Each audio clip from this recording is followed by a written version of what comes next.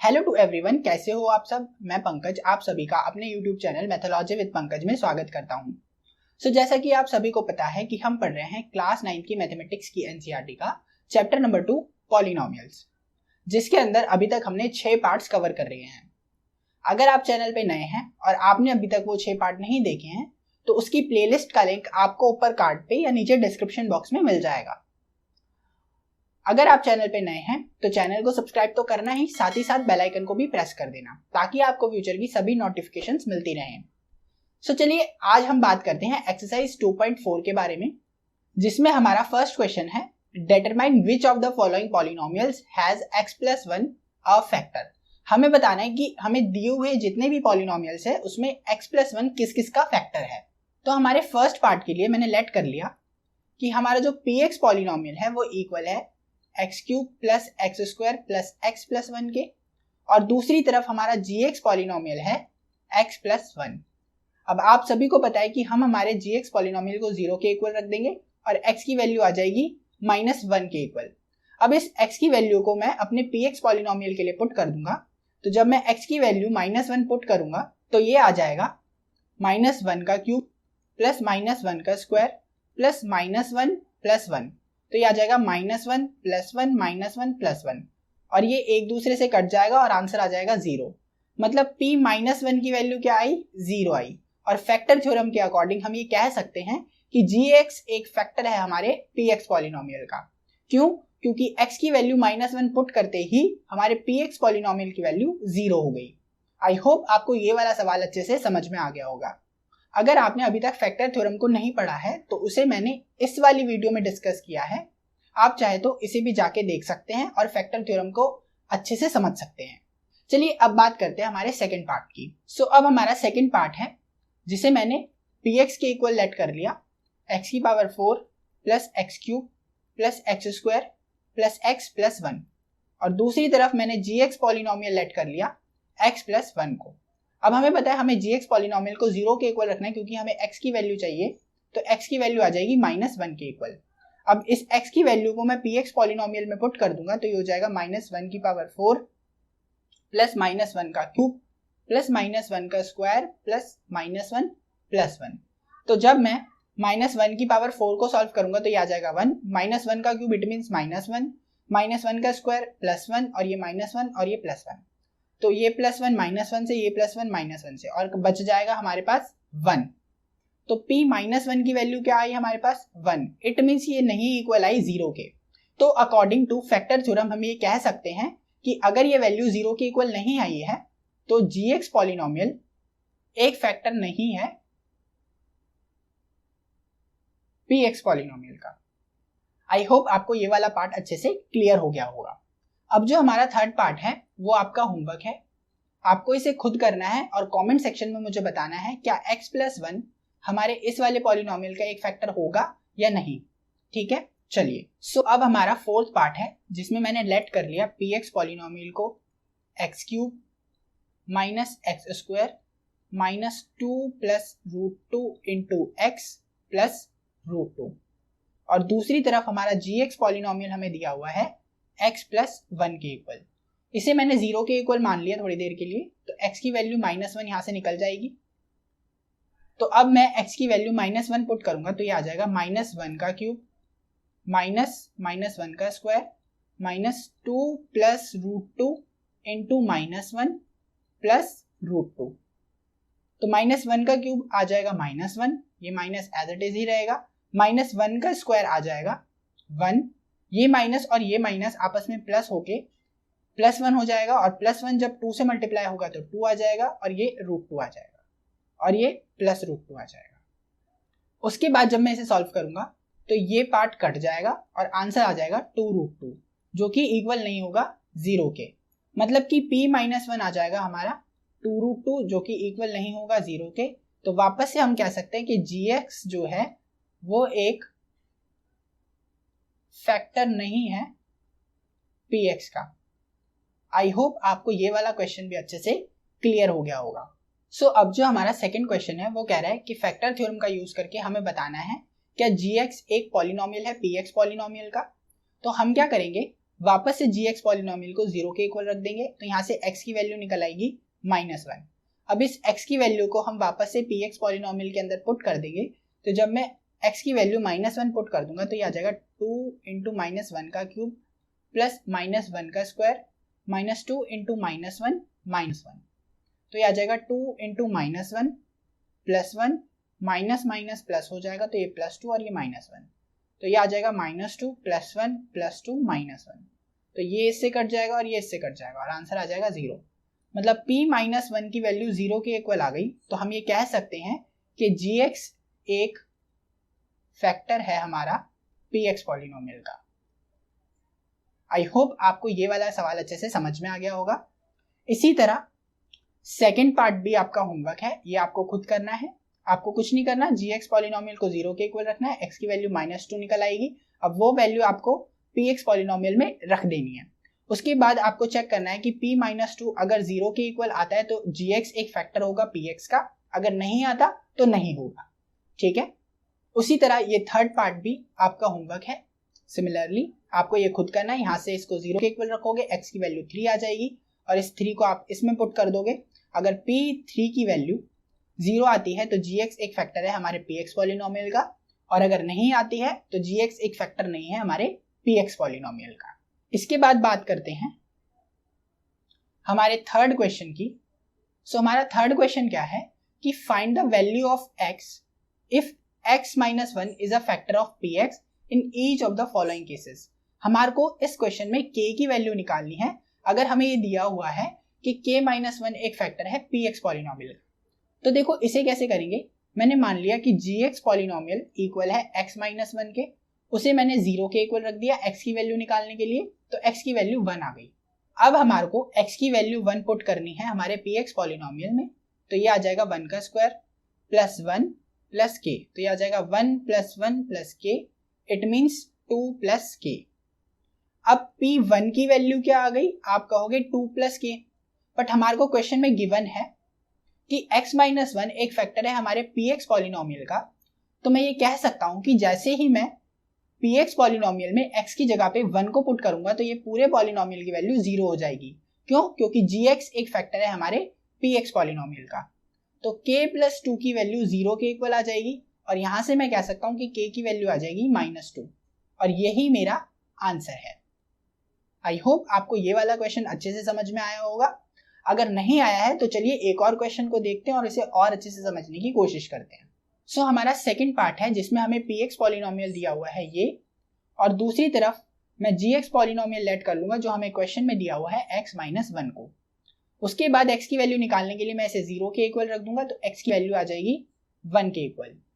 अब मैं x की वैल्यू जो 1 आई है उसे px पॉलिनोमियल में पुट कर दूंगा, तो ये हो जाएगा 2 इंटू 1 का square plus k into 1 plus √2, तो ये आ जाएगा 2 प्लस k प्लस √2, और मुझे पता है कि p1 की वैल्यू क्या हो जाएगी, 0 के इक्वल हो जाएगी।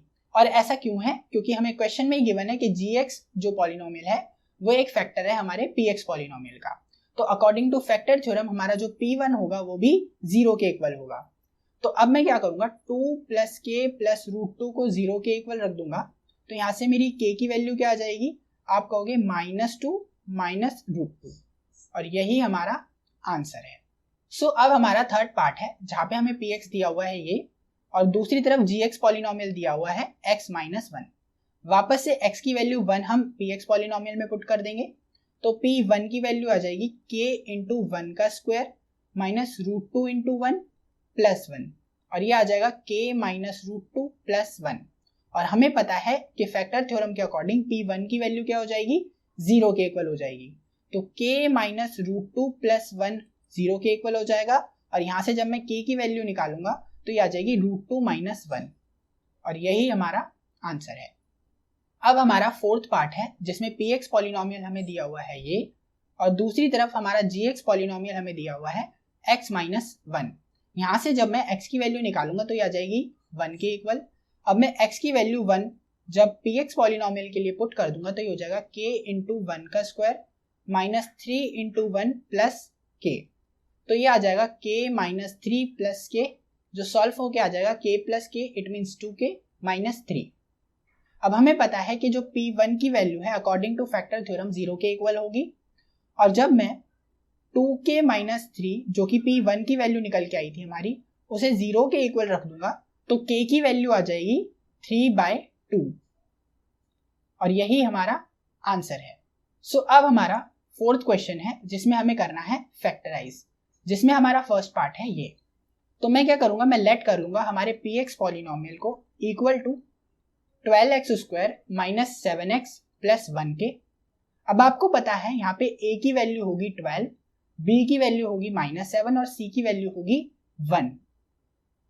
अब आपको क्या करना है, a को c से मल्टीप्लाई करना है, तो यह आ जाएगा 12 इंटू 1, इट मीन्स 12, और जो b है मतलब कि -7, उसे आपको 12 के फैक्टर्स के टर्म्स में लिखने की कोशिश करनी है। तो जब मैं 12 के फैक्टर्स करूंगा तो यह आ जाएगा 6, 2 से जाएगा 3 और 3 से 1। तो आपने देखा 2 2 जा 4 और 3, मतलब कि 12 को मैं लिख सकता हूँ 4 इंटू 3, और 7 की टर्म में अगर मुझे इसे लिखना हो तो मैं लिखूंगा -4 -3। आई होप आपको ये स्प्लिटिंग मेथड समझ में आया हो। अब इसके बाद अगर मैं px पॉलिनोमियल को दोबारा से लिखूंगा तो मैं लिखूंगा 12x², और अब -7x को मैं लिखूंगा -4x -3x। मैंने 7 को स्प्लिट कर दिया, उसके बाद मैं यहाँ पे लिखूंगा +1। तो इतने पार्ट में से अगर मैं 4x को कॉमन लूंगा तो ये आ जाएगा 3x - 1, और इतने पार्ट में से अगर मैं -1 को कॉमन लूंगा तो ये आ जाएगा 3x - 1। अब बाकी बचे हुए पार्ट में से, मतलब इसमें से मैं 3x - 1 को कॉमन ले लूंगा तो ये 3x - 1 एक तरफ आ जाएगा और 4x - 1 अंदर बच जाएगा। तो हमारा px पॉलिनोमियल किसके इक्वल आ जाएगा, आप कहोगे 3x - 1 into 4x - 1।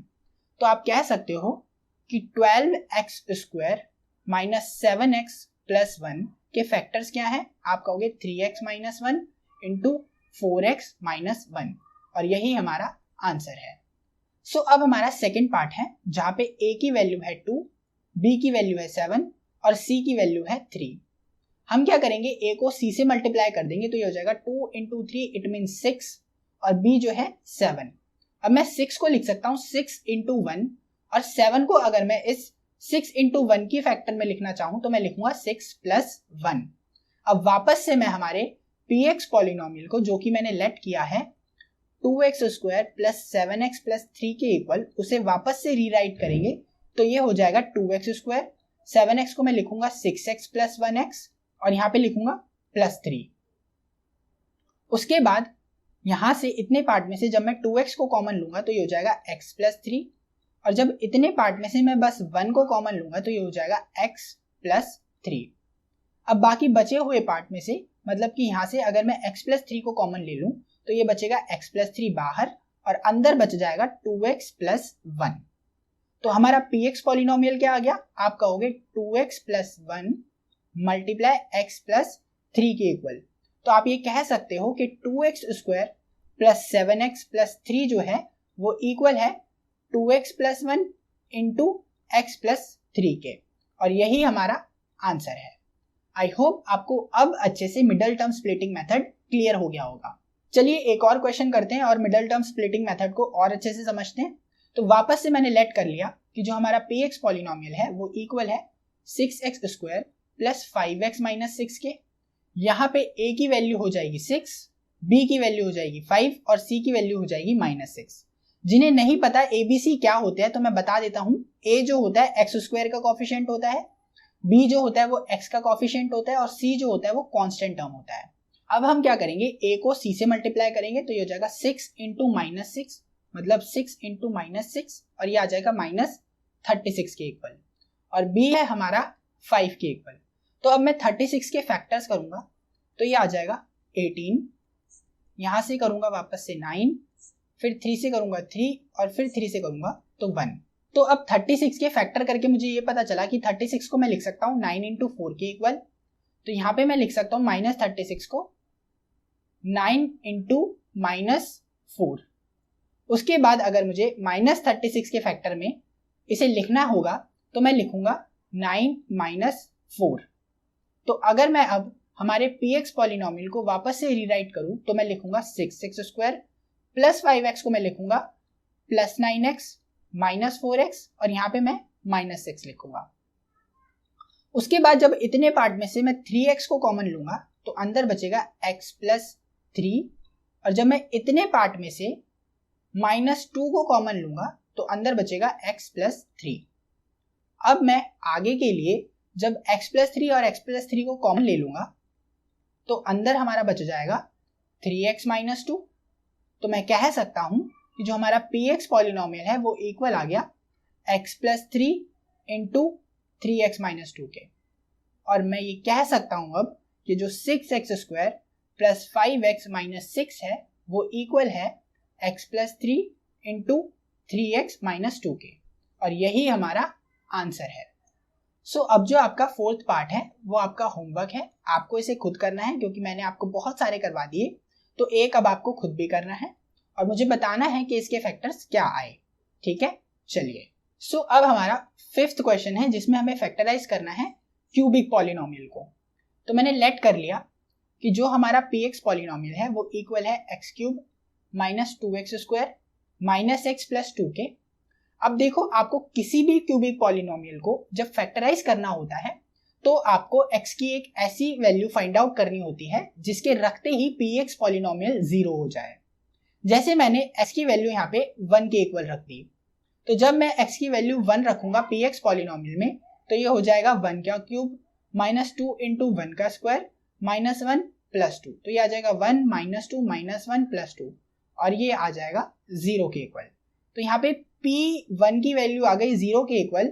It means according two factor theorem मैं ये कह सकता हूँ कि जो x माइनस 1 है वो एक पॉलिनोमियल है हमारे px पॉलिनोमियल का। तो यहाँ पे मैंने हमारे x माइनस 1 को एक gx पॉलिनोमियल लेट कर लिया। अब ठीक है, अब मैं क्या करूंगा, हमारे px पॉलिनोमियल को gx पॉलिनोमियल से डिवाइड करूंगा। तो मैं यहाँ पे लिखूंगा x cube minus 2x square minus x plus 2, और इसे मैं डिवाइड कर दूंगा x माइनस 1 से। मैंने अभी तक इस क्वेश्चन को सॉल्व करने के लिए क्या किया, मैंने x की एक ऐसी वैल्यू फाइंड आउट की जिसको अगर मैं px पॉलिनोमियल में रख दूं तो पूरे px पॉलिनोमियल की वैल्यू 0 के इक्वल आ जाए। तो जब मैंने x की वैल्यू 1 रखी तो p1 की वैल्यू 0 के इक्वल आ गई।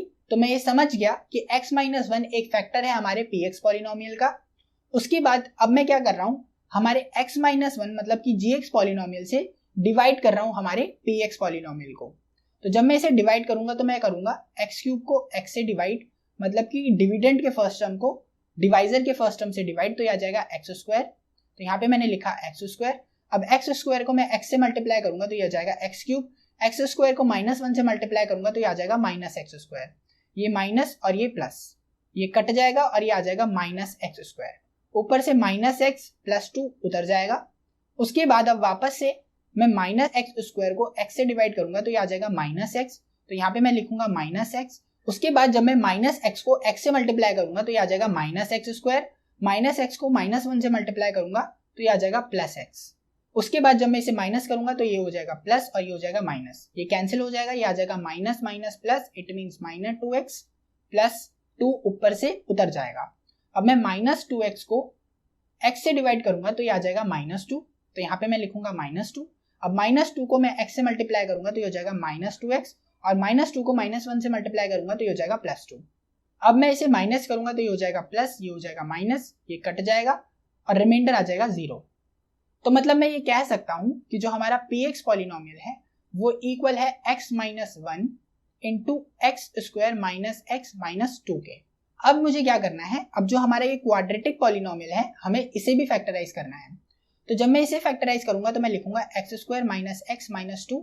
अब मैं क्या करूंगा, a की वैल्यू यहाँ पे 1 दी हुई है, b की वैल्यू यहाँ पे माइनस 1 दी हुई है और c की वैल्यू माइनस 2 दी हुई है। तो a इंटू सी निकालूंगा तो मैं आ जाएगा 1 into minus 2, it means minus 2।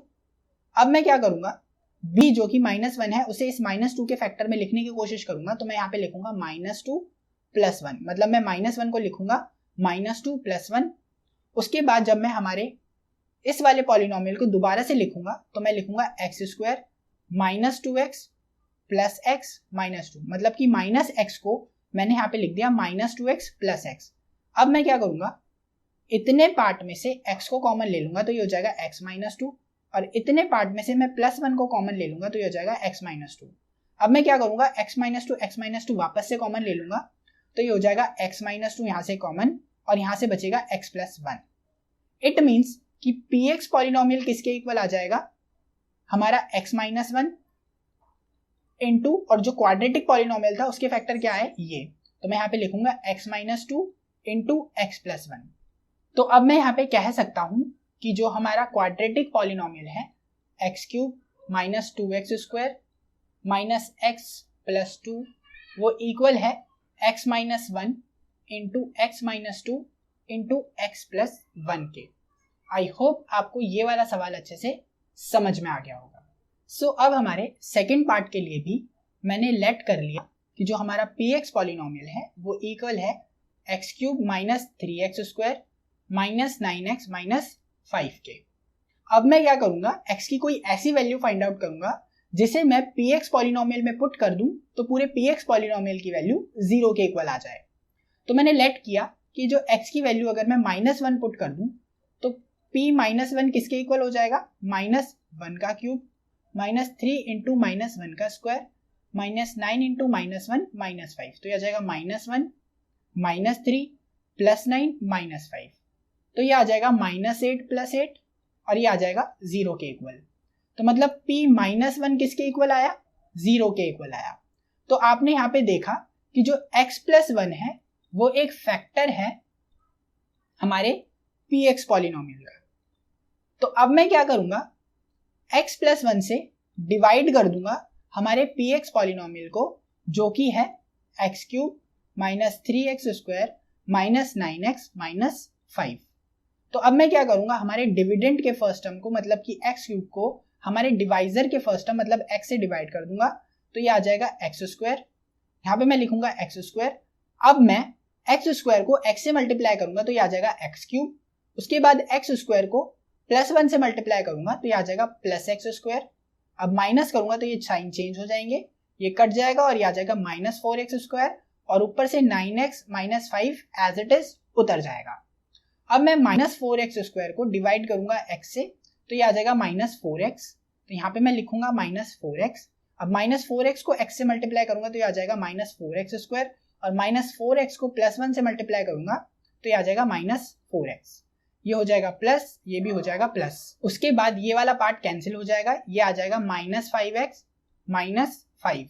अब मैं माइनस फाइव एक्स को x से डिवाइड करूंगा तो ये हो जाएगा माइनस फाइव, तो यहाँ पे मैं लिखूंगा माइनस फाइव को x से मल्टीप्लाई करूंगा तो ये हो जाएगा माइनस फाइव एक्स और जब माइनस फाइव को वन से मल्टीप्लाई करूंगा तो ये हो जाएगा माइनस फाइव, तो ये हो जाएगा प्लस प्लस, ये भी कट जाएगा और रिमाइंडर आ जाएगा जीरो।